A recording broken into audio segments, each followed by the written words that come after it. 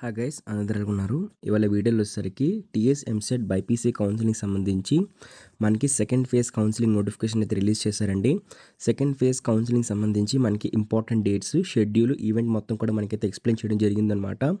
అయితే ఈ వీడియోలో నేను మీకు క్లారిటీగా ఎక్స్ప్లెయిన్ చేయబోతున్నాను సెకండ్ ఫేజ్ కౌన్సిలింగ్ సంబంధించి బైపీసీ కౌన్సిలింగ్ అయితే మాత్రం. సో ఇక్కడికి మనకి వెళ్ళినట్లయితే ఇక్కడ మనకి professor Jayashankar Telangana agriculture university తరపు నుంచి మనకి సెకండ్ ఫేజ్ కౌన్సిలింగ్ నోటిఫికేషన్ అయితే రిలీజ్ చేశారు.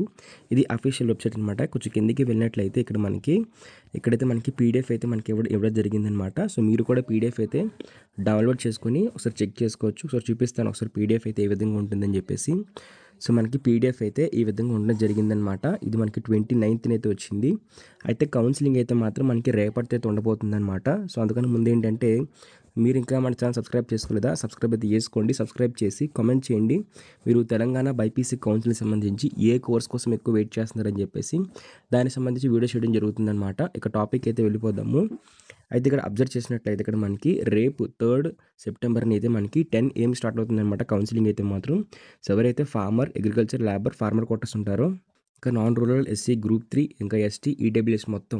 సో ఇట్లాగా మళ్ళీ ఈ ప్రతి క్యాస్ట్ కూడా, సో దీంతో పాటు OC, BC, BCA, BCB, BCC, so ఇలా ఎవ్రీ క్యాస్ట్కి సంబంధించి అయితే మాత్రం రేపు మనకి టీజీ ఈఏపీ సెట్ ర్యాంకు 173 నుంచి మనకి 2897 వరకు అయితే మనకి కౌన్సిలింగ్ జరుగుతుందన్నమాట. సో రేపు అయితే మాత్రం మీరు అటెండ్ అయితే అవ్వాలి. దాంతోపాటే 4th అయితే మాత్రం మనకి 2903 నుంచి 4499 అనమాట, 4499 వరకు ర్యాంక్ వరకు అయితే మనకి 4th రోజున కౌన్సిలింగ్ జరుగుతుందండి. సో దీంతో పాటే నెక్స్ట్ మళ్ళీ మనకి 5th, 6th, 7th ఈ 3 రోజులు కౌన్సిలింగ్ అయితే లేదనమాట. దాని తర్వాత మళ్ళీ మనకి 8th కండక్ట్ చేయబోతున్నారు. 8th వచ్చేసరికి 4501 నుంచి సో మనకి 6000 వరకు కూడా ఈ కౌన్సిలింగ్ అయితే కండక్ట్ చేస్తారనమాట. దీంతో పాటు 9th మళ్ళీ అయితే మన కౌన్సిలింగ్ ఉంది. సో దీంట్లో ఏంటంటే 9th మార్నింగ్ పూట ఏంటంటే ఎవరైతే 6002 నుంచి మనకి 6997 వరకు కూడా కౌన్సిలింగ్ జరుగుతుంది.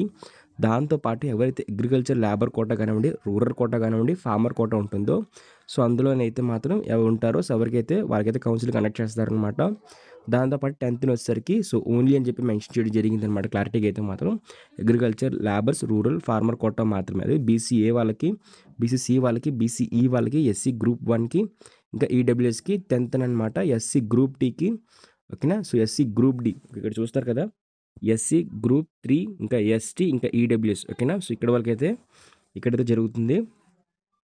సో ఈ విధంగా అయితే కౌన్సిలింగ్ షెడ్యూల్ అయితే ఉందన్నమాట. సో ఇక్కడ అబ్జర్వ్ చేసినట్లయితే సో ఇది మొత్తం కూడా షెడ్యూల్ అండి. ఇక్కడ కూడా మనకి ర్యాంక్స్ అనేవి మెన్షన్ చేశారు. సో బీసీఏ వాళ్ళకి ఏ ర్యాంక్ నుంచి ఏ ర్యాంకు, బీసీసీ వాళ్ళకి ఏ ర్యాంక్ నుంచి ఏ ర్యాంక్ అన్నట్టు సో మొత్తం షెడ్యూల్ అయితే మనకి రిలీజ్ చేయడం జరిగిందనమాట.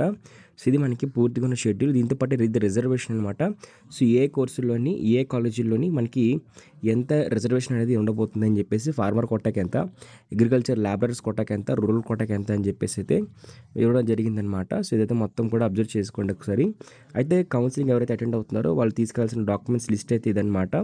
సో ఓకేనా. సో ఇక్కడ కౌన్సిలింగ్ సంబంధించి లిస్ట్ అనేది ఆన్లైన్ అప్లికేషన్ ఫాము, 10th క్లాస్ మార్క్స్ము, ఇంటర్మీడియట్ మార్క్స్ము, EAP CET rank card, study certificates, ట్రైసీ రెసిడెన్స్ సర్టిఫికేట్ ఆఫ్ తెలంగాణ అనమాట. సో దీంతోపాటు certified cooperative of social status అంటే మీకు సంబంధించి ఏదైతే క్యాస్ట్ సర్టిఫికేట్, దీంతోపాటు EWS certificate, EWS certificate, so దీంతోపాటు non municipal area work study certificate అనమాట. ఇఫ్ అప్లికేబుల్ అంటే ఉంటుంది కదా ఫార్మర్ కోటాకి, సో ఆ సర్టిఫికేట్స్ తీసుకెళ్ళండి. సో దీంతో పాటు ఏంటి అనుకున్నట్లయితే ఇక్కడ ఎవరైతే ఫస్ట్ ఫేజ్ కౌన్సిలింగ్లో సీట్ వచ్చిందో సో వాళ్ళకి సంబంధించి కొన్ని స్పెషల్ సర్టిఫికేట్స్ అయితే అడిగారు. సో ఇక్కడ కాపీ ఆఫ్ అడ్మిషన్ లెటర్ అనమాట. మీకు ఫస్ట్ ఫేజ్ కౌన్సిలింగ్ సీట్ వచ్చిందని చెప్పేసి కాపీ అయితే కావాలి. దాంతోపాటు కస్టోడియన్ సర్టిఫికేట్ అనమాట. మీ ఇన్స్టిట్యూట్లో ఇస్తారు. మీరు ఏదైతే కాలేజ్ ఫస్ట్ ఫేజ్లో వచ్చిందో ఆ ఫస్ట్ ఫేజ్లో వచ్చిన కాలేజ్ వాళ్ళు అయితే ఇస్తారన్నమాట కస్టోడియన్ సర్టిఫికేట్ అయితే. దీంతోపాటు మీరు ఫీజు పేమెంట్ చేస్తారు కదా ఫస్ట్ ఫేజ్ సీట్ వచ్చిన కాలేజ్లో అయితే అది కూడా తీసుకెళ్ళాలన్నమాట. సో ఎవరికైతే సీట్ రాలేదు, ఎవరైతే లేకపోతే కంప్లీట్గా రిపోర్టింగ్ చేయలేదో వాళ్ళైతే అవసరం అయితే లేదనమాట. బట్ ఎవరైతే మాత్రం సీట్ వచ్చిన వాళ్ళైతే మాత్రం ఈ 3 డాక్యుమెంట్స్ అయితే ఖచ్చితంగా తీసుకెళ్ళాలి. సీట్ రాని వాళ్ళైతే మాత్రం 13 వరకు సరిపోతుంది, ఓకేనా. 13 వరకు సరిపోతుంది అనమాట. దీంతోపాటు ఈ యొక్క కౌన్సిలింగ్కి సంబంధించి మీకు ఎలాంటి డౌట్ అయినా ఖచ్చితంగా కామెంట్ చేయండి, రిప్లై అయితే ఇస్తాను అనమాట. దీంతోపాటు సబ్స్క్రైబ్ అయితే చేసుకుని మన యూట్యూబ్ ఛానల్ని. Telangana AP set BiPC counselling సంబంధించి ఏ కోర్స్ కోసం అయితే ఇంట్రెస్ట్గా ఉన్నారో సో మీరు ఆ కోర్స్ కోసం సంబంధించి వీడియో లైక్ చేసి హైప్ అనే బటన్ క్లిక్ చేసి కామెంట్ అయితే చేయండి. దాని మీద రిప్లై అయితే ఇస్తాను అనమాట. ఆ కోర్స్ సంబంధించి ఎక్కువ వీడియోస్ చేస్తాను అనమాట, ఓకేనా. Thank you friends, bye.